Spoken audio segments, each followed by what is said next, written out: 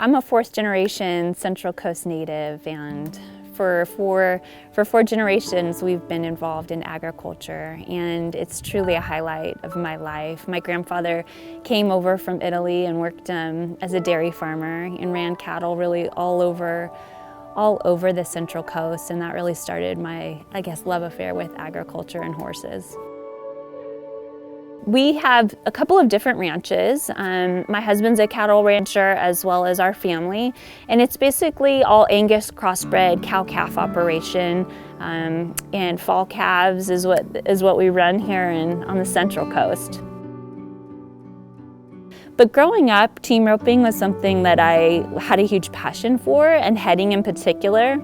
And I think that as I was, thinking about how it shaped me, it's really important, like as a header, you are the first step in success, and how you set up your partner, how you break out of the box, how you handle the cattle is going to determine whether or not you win or lose. And so I think that that's very similar in life and in business and in relationships. Is like, it's all these small things that you have to do every time in order to be successful.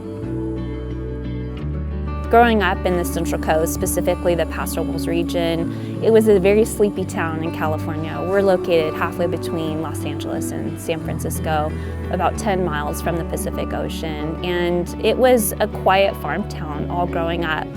And in 1983, the Paso Robles AVA, American Viticultural Area, was established. And this is really important in the defining of wine and viticulture in California. And a number of people came to our region and felt like it was perfect for growing grapes. The climate is unique.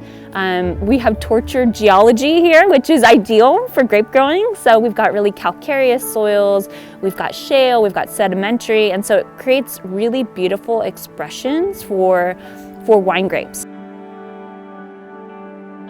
In 2005, I graduated from college, and simultaneously our family had joined forces with a couple of other families to undertake quite a large project, and that was close to 1,000 acres of vineyards planted in the Paso Robles region on our 14,000 acre ranch. And so I was fortunate to be able to get back into agriculture. I went to school for something different, but it all makes sense now because my passion for agriculture, but my love for people and developing businesses and individuals in the workplace has really centered me on what I'm doing now. It's something that's very important to me to be able to tell the world how amazing agriculture is, and how the wine that they're consuming is, from the earth, and it's a living, breathing product that has people and place behind it.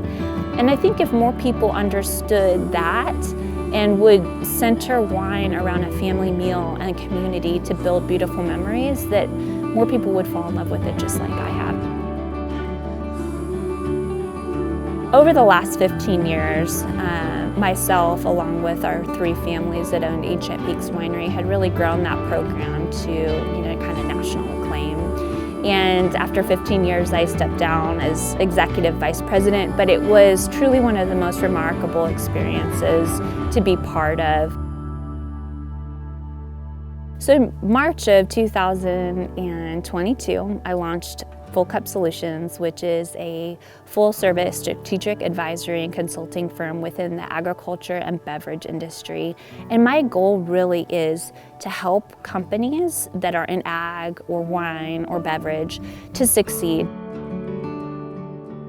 So Dream Big Darling is an incredibly important part of who I am and something I'm very proud of. It's a nonprofit that I started along with a few of my industry peers in 2018.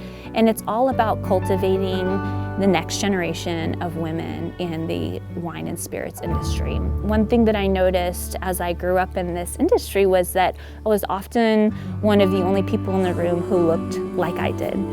But one thing I realized was there's a heck of a lot of talent out there, and if we want to succeed as an industry, we need to start cultivating that talent and making sure that those voices that are fresh with different perspectives have a seat at the table.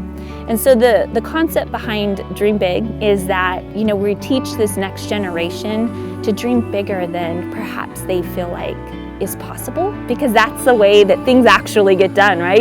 You make a goal larger than you think you can ever achieve. And the other part is darling, which is what my grandmother called me. She was a huge inspiration in my life. When she passed away when she was 83, there was like 600 people at her funeral.